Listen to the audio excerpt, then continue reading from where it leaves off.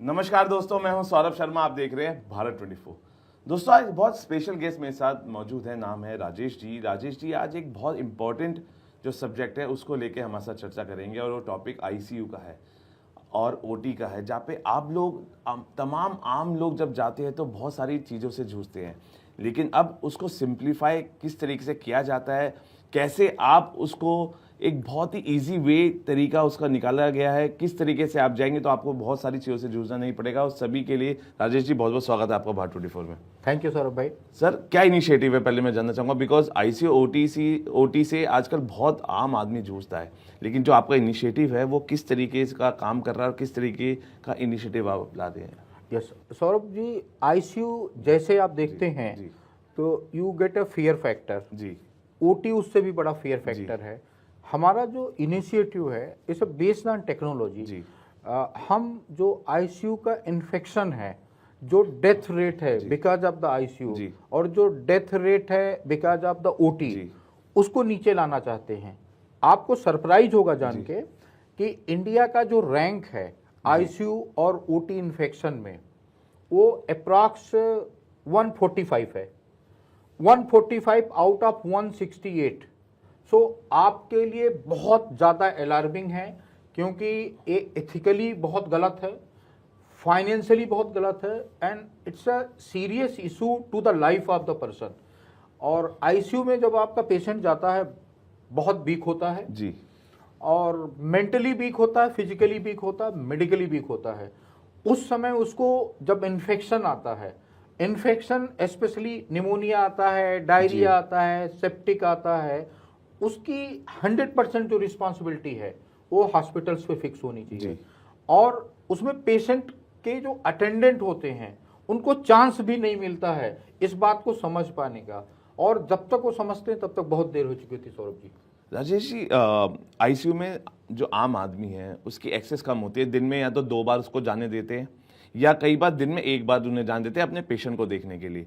लेकिन कई बार लोगों की ऐसी भी शिकायत होती है कि उनका जो पेशेंट है वो आईसीयू में है और 3 दिन पहले ही उसका निधन हो चुका है, लेकिन अभी भी उनको वेंटिलेटर पे रखा गया। ऐसी सिचुएशन में जो आपका इनिशिएटिव है वो कैसे वर्क करेगा? इसमें सौरभ जी अगर आप देखें तो एज अ टेक्नोलॉजी इसको बहुत इजीली रिजॉल्व किया जा सकता है। जैसे आर्टिफिशियल इंटेलिजेंस में अगर आप देखें तो डॉक्टर मासेलकर जो फाउंडेशन है, वहां पे हमने 2011-12 से लेकर 2018 तक कई सारे टेक्नोलॉजी को पेटेंट किया है, कई सारे टेक्नोलॉजीज को हमने अवार्ड दिए हैं।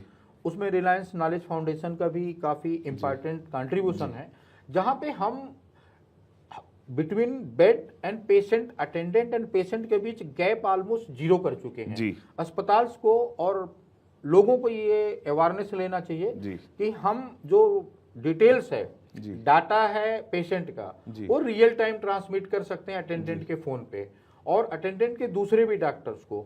तो हमें आज हाइड एंड सीक खेलने की जरूरत नहीं है। हमें ऐसा करने की जरूरत नहीं है कि हम जो पेशेंट का डिटेल है वो पेशेंट के अटेंडेंट के साथ शेयर नहीं करेंगे या पेशेंट के साथ शेयर नहीं करेंगे।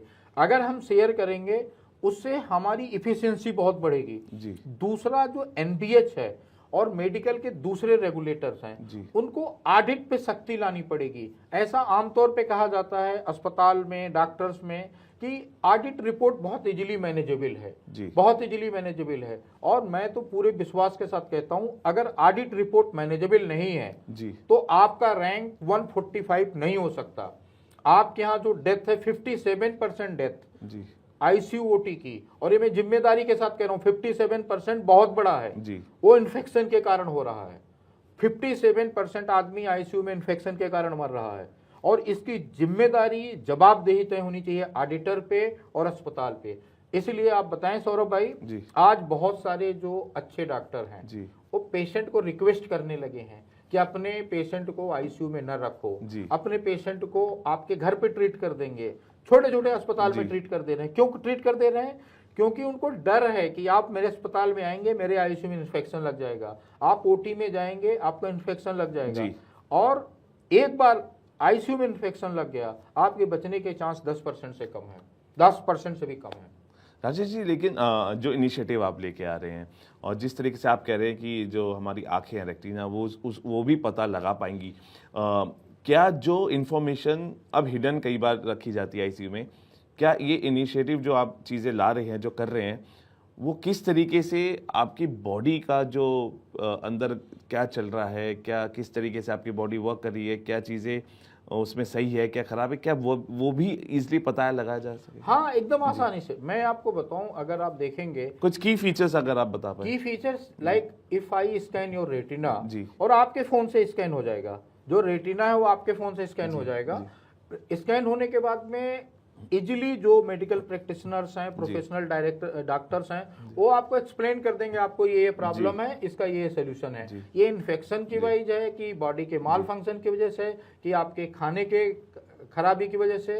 एंड फाइनली जो हमारा पर्पज है, हमारा पर्पज है आईसीयू और ओटी को वर्ल्ड क्लास बना देना।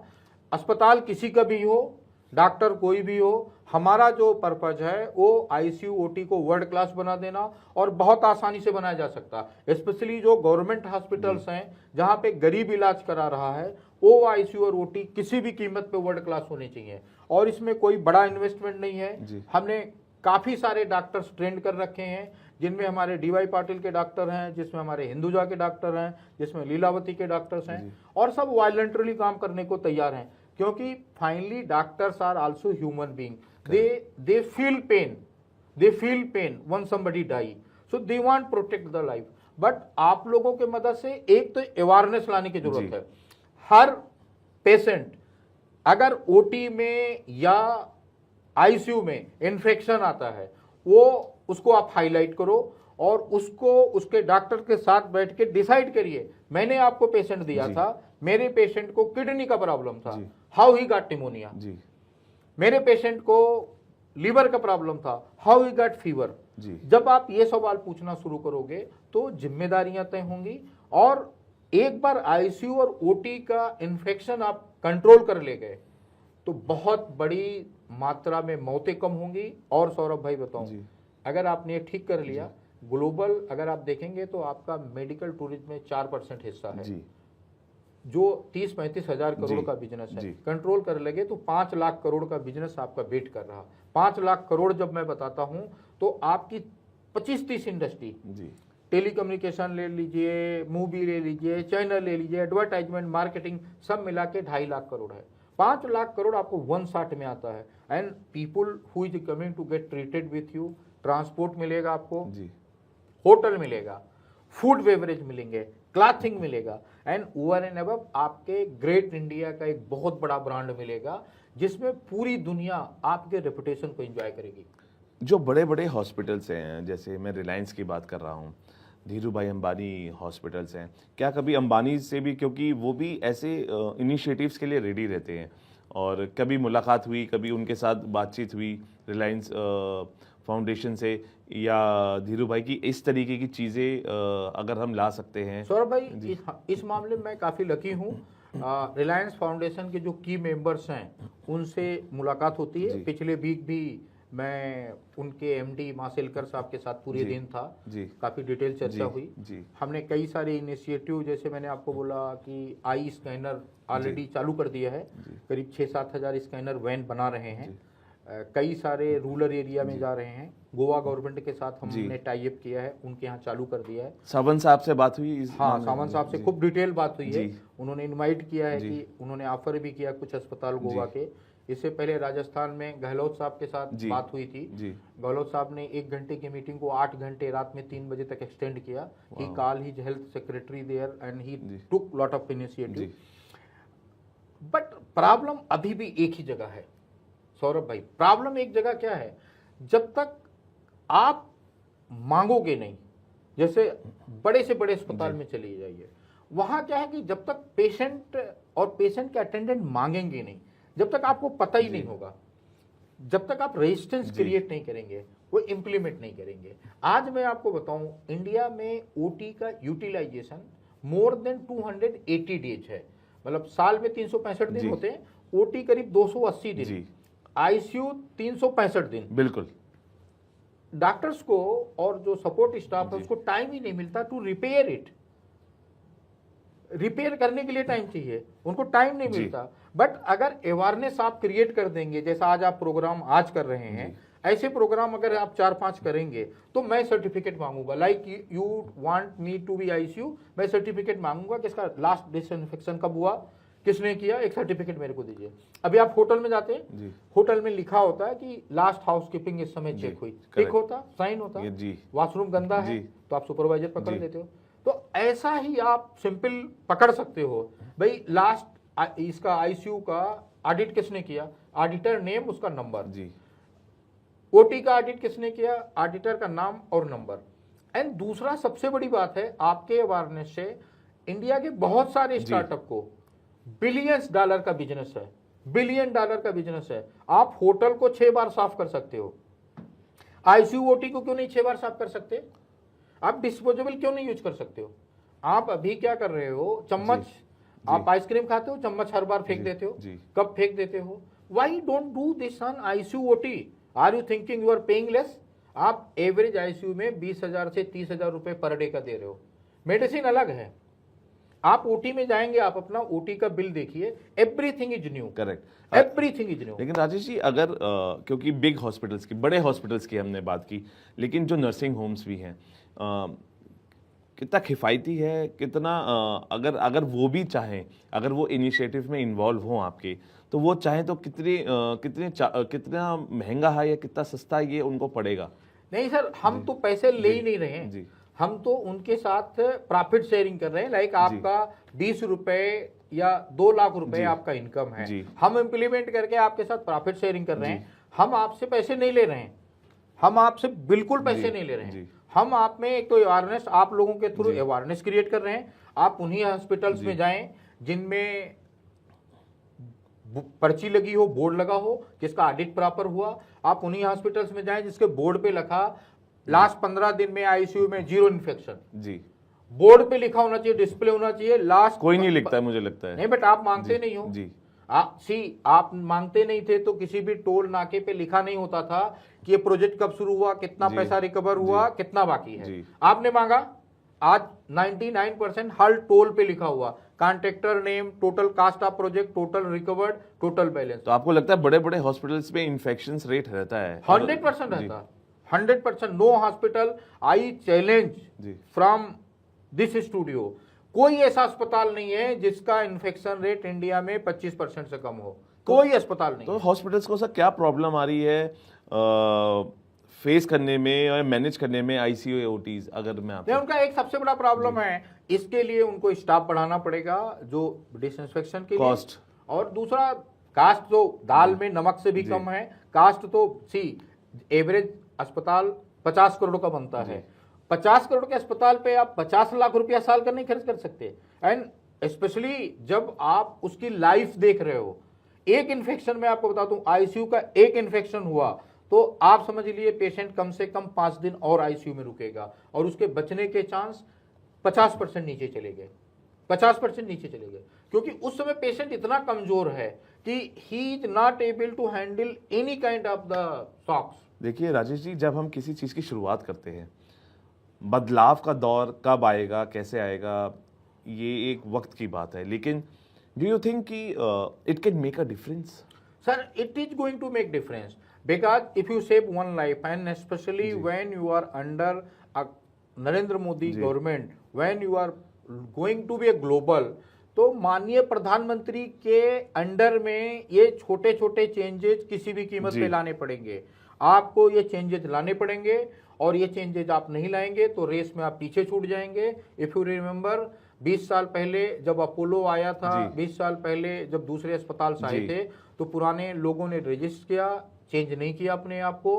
आज जो खत्म हो गए उनके हॉस्पिटल, आज या तो लाइब्रेरी बन गए हैं, या तो बिल्डर ने तोड़ के वहां बिल्डिंग बना दी है। आज अगर आप पुराने अस्पताल 50 साल पुराने देखेंगे तो आज उनके पास कोई आदमी फीवर का भी ट्रीटमेंट कराने को तैयार नहीं है। तो ये टेक्नोलॉजी का एरा है।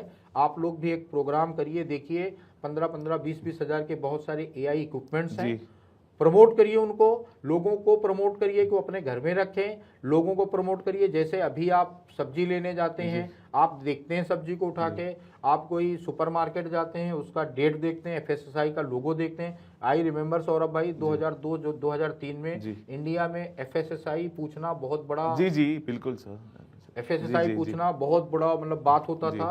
वैसे मैं आप लोगों की मदद से चाहता हूं कि 2 साल में ऐसा एनवायरनमेंट बिल्ड करिए, before going to any hospital मैं पूछूं लास्ट इन्फेक्शन यहाँ किसका था, लास्ट इन्फेक्शन से मौत किसकी है, और कोई डॉक्टर कोई अस्पताल किसी भी अटेंडेंट के पास आवे ICU में कि आपको निमोनिया हो गया, आपको फीवर हो गया, आपको सेप्टिक हो गया, तो तत्काल वो रिपोर्ट हो, एक्सपर्ट पैनल डॉक्टर वहां जाके देखे।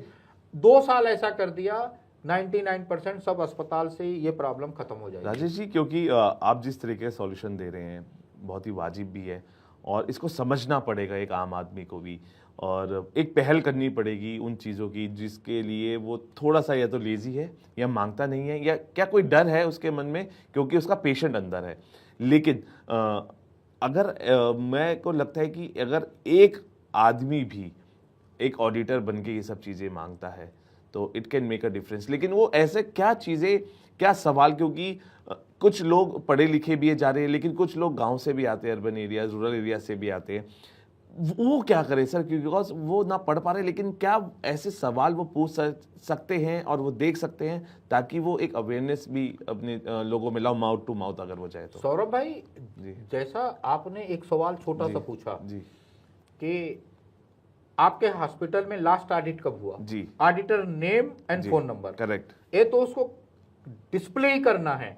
आप शुरू करिए campaign. If he doesn't display it's a crime, तो बड़ा क्राइम है जी, बहुत बड़ा क्राइम है। जी, हर अस्पताल को जो NBH ऑडिट कराना, ऑडिट की रिपोर्ट को अपलोड करना, ऑडिट की रिपोर्ट को शेयर करना कंपलसरी है। अगर आपको नहीं मिल रही है तो इट्स अ क्राइम, ये इट्स अ क्राइम है सर। दूसरा, जब अस्पताल को ये भी कंपलसरी है रिपोर्ट करना कि OT और ICU में कितने % इन्फेक्शन है, कौन से पेशेंट को कब इन्फेक्शन है, and this is the right of every patient, this is the right of every patient to know क्यों इन्फेक्शन आया, who is responsible and what are the next action. और सर ये आपने देखा होगा जब आप कोविड आया, आप लोगों ने अपील किया, उस समय टीवी चैनल्स का रोल बहुत इंपॉर्टेंट था। आप लोगों ने अपील किया कि लोग मास्क लगावें, लोग अपने आप मास्क लगाने लगे। आप लोगों ने अपील किया कि लोग ग्लव्स पहने, लोग अपने आप ग्लव्स पहनने लगे। ऐसे मैं आपके साथ विश्वास के साथ कहता हूं, जैसे आप लोग एक कैंपेन शुरू करोगे कि लोग ऑडिट रिपोर्ट मांगे, लोग मांगने लगेंगे ऑडिट रिपोर्ट। भाई मैं आपको पैसे दे रहा हूं, अस्पताल में आया तो I am paying the money to you, और पैसे देके मैं ट्रीटमेंट करा रहा हूं। तो मैं ट्रीटमेंट कराने आया या बीमारी खरीदने आया? मैं ट्रीटमेंट कराने आया और आप मेरे को बीमारी दे रहे हो। इन अगर आपको शुद्ध वर्ड में बोले तो इन्फेक्शन मींस क्या है? बीमारी है। तो आप मेरे को पैसे लेके बीमारी दे रहे हो, तो मेरा राइट नहीं है जानने का कि आप बीमारी मेरे को क्यों दे रहे हो। आप अपने पास रखो अपनी बीमारी। राजेश जी, आखिरी 2 सवाल करना चाहूंगा। एक सवाल ये कि विवेकानंद जी की ना एक बात याद आ गई कि अगर आप कोई काम कर रहे हैं ना और उस रास्ते में मुसीबतें ना आए तो आप समझ लेना काम बहुत ही बेकार है और वो गलत रास्ता है। जब आपने शुरुआत की, जब थॉट प्रोसेस लाया, बहुत मुश्किलें, चैलेंजेस आए होंगे, तो लगा होगा कि सही रास्ते चल रहा हूँ, थोड़ा देर लगेगी लेकिन पहुँचूंगा अपनी मंजिल पर। अपने आप को पॉजिटिव कैसे बनाए रखते हैं, बिकॉज चैलेंजेस बहुत हैं इस रूट पे, इस डायरेक्शन में। आप अपने आप को कैसे इतना ग्राउंडेड रख के ये थॉट प्रोसेस को अपने और बढ़ाते रहते हैं? सौरभ भाई मैं आपको बताऊं, मैं एक मामले में बहुत लकी हूं जी। मैं हमेशा समय से 10 साल पहले सोचता हूं। जैसे आपको बताएं, प्लास्टिक, आम के बीज से, मैंगो कर्नल से प्लास्टिक बनाना, ये मैंने 2004 में सीख लिया था। भारत सरकार ने राष्ट्रीय पुरस्कार दिया। रतन टाटा जी के साथ में हमने सेटअप शुरू किया, बिल्कुल, और बहुत बड़ा सेटअप किया। करीब करीब आप समझे 400 करोड़ का आम के बीज से। तो आम का बीज खरीदने का पेप्सी और पार्ले पैसे देते थे, रॉ मटेरियल का मेरे को पैसे मिलते थे, फिनिश मटेरियल मतलब मेरा कास्ट 100 रुपए होता था, 800 रुपए में बिकता था। पूरी दुनिया में अकेला कंपटीटर मेरा सुमोटोमो जर्मनी था। बाद में फाइनली वो हमने सुमोटोमो और GMR को कंपनी ट्रांसफर कर दी। ऑक्सीजन जनरेटर 2008-9 में बनाया, जब लोग हिंदुस्तान में कोई ऑक्सीजन के बारे में जानता नहीं था। ICU OT पे 2014-15 से काम करना शुरू किया, 2020 से इम्प्लीमेंट करना शुरू किया। सो हमारा क्या है कि लाइफ में क्या हुआ, जो चैलेंज दिया, like when my father told कि IAS बनना मुश्किल है, तो आई सोन हिम इट इज नॉट मुश्किल। और बी स्टार्टेड इंस्टीट्यूशन, और आज हम 5,000 से ज्यादा प्रोमिनेंट आईएएस, आप हमारे साथ चलना, किसी भी शहर का या तो कलेक्टर या तो एसपी हमारे इंस्टीट्यूट से बनाया होगा। बट मैं वहां नहीं रुका, आई गॉन टू लंदन, वहां बोला उन्होंने कि 50 सीट है, I got admission in 50 seat and I completed my masters in economics. Then I work in McKinsey. 94-95 I was in China. 94 China में था, तो मैं इंडिया के बहुत सारी कंपनी, मुकुंद स्टील को मैंने दिखाया कि हाउ टू यूज योर एसेस। सर उस समय इंडिया में 12 लाख टन की फैक्ट्री में 30,000 आदमी काम करते थे, और स्टील फैक्ट्री में 15 किलोमीटर दूर खड़े होने से आपके कपड़े काले हो जाते थे। और वहां से मैं ट्रांसफॉर्म करके उत्तम गलवा लाया, मोनट लाया, जिंदल स्टील लाया, महालक्ष्मी लाया। सो हमने एक चीज देखा लाइफ में, if you decide something correct तो you will get that. Sure. और वो करते करते हम यहाँ पहुंचे कि आईसीओटी एक नेक्स्ट चैलेंज है, जिसको आप लोगों की मदद से अगले 3 साल में इंप्लीमेंट किया जा सकता।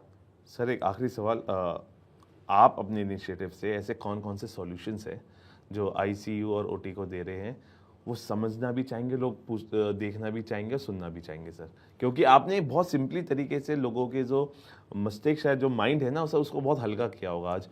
मैं आपको बताऊं, जो आपका सबसे बड़ा चैलेंज है, वो चैलेंज है लैक ऑफ द नॉलेज। जी, लैक ऑफ द नॉलेज को खत्म किया जाए, आईसीयू ओटी की कॉम्प्लेक्स बताए जाएं, रिपोर्ट्स पढ़े जाए। जैसा आपको याद होगा, 2008-9 में एक कैंपेन शुरू किया था बेंगलोर से कि फेक मेडिकल कॉलेजेस हैं, उनको सर्टिफिकेट मिल जाता मेडिकल कॉलेज चलाने का, उनके पास ओटी नहीं है, उनके पास ओपीडी नहीं है, तो जो नए डॉक्टर्स आ रहे हैं उनको एक्सपीरियंस ही नहीं है, उनके पास सिर्फ डिग्री है। मोदी जी की सरकार ने उसको बहुत सीरियसली लिया, बहुत सीरियसली लिया। हम माननीय हेल्थ मिनिस्टर नड्डा जी से मिले, हर्षवर्धन जी से मिले, और बहुत सारे छापे बीच में आईसीयू और ओटी जी, बिल्कुल हमने बहुत सारे छापे मारे। 300 से ज्यादा मेडिकल कॉलेज कैंसिल कराए, कैंसिल हो गए। अब जेन्युइन मेडिकल कॉलेज आ गए, जेन्युइन डॉक्टर आ रहे हैं। ऐसे एक बार वापस ये इनिशिएटिव कर रहे हैं, वापस हम हेल्थ मिनिस्टर से मिले हैं, नड्डा जी से मिले हैं। और जब हम ऑक्सीजन जनरेटर बना रहे थे तो स्वर्गीय अरुण जेटली जी ने बहुत मदद की थी, बिल्कुल मुझे याद है, बिल्कुल सतीश उपाध्याय जी ने मेरी बहुत मदद की थी। तो उस समय ये जो विजनरी लोग थे, इनको समझ में आया कि ऑक्सीजन क्यों जरूरी है। आज जब मैं आईसीओटी की बात कर रहा हूं, तो गोवा के सीएम को समझ में आया कि कितना जरूरी है, राजस्थान के सीएम को समझ में आया कितना जरूरी है, और आप लोगों के हेल्प से ये इतना बड़ा आंदोलन बन सकता है। और सर, ये आंदोलन से लाइफ बचेगी, कम से कम $100 बिलियन का बिजनेस बनेगा, कम से कम 4-5 लाख लोगों को एम्प्लॉयमेंट मिलेगा, और एक बार आप लाइफ बचा ले गए। ध्यान रखिए, आईसीयू में आने वाला हर दूसरा आदमी ब्रेड अर्नर होता है।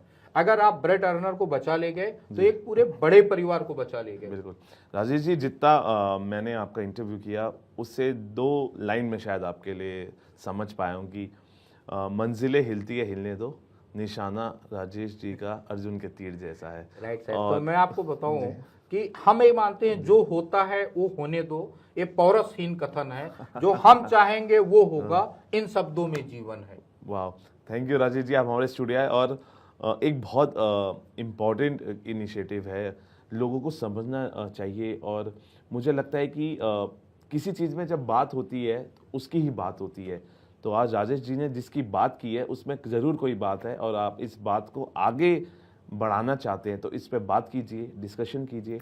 और अगर कुछ ऐसे आप चीज़ें जानना चाहते हैं तो राजेश जी से भी हमारे माध्यम से आप पूछ सकते हैं अवेयरनेस के लिए। He is always there for you guys, क्योंकि वो एक ऐसे इनिशिएटिव लेके आते हैं जो सोसाइटी में या हमारे इंडिया में, मेरे को लगता है कि वो चेंजेस ज़रूर लाते हैं।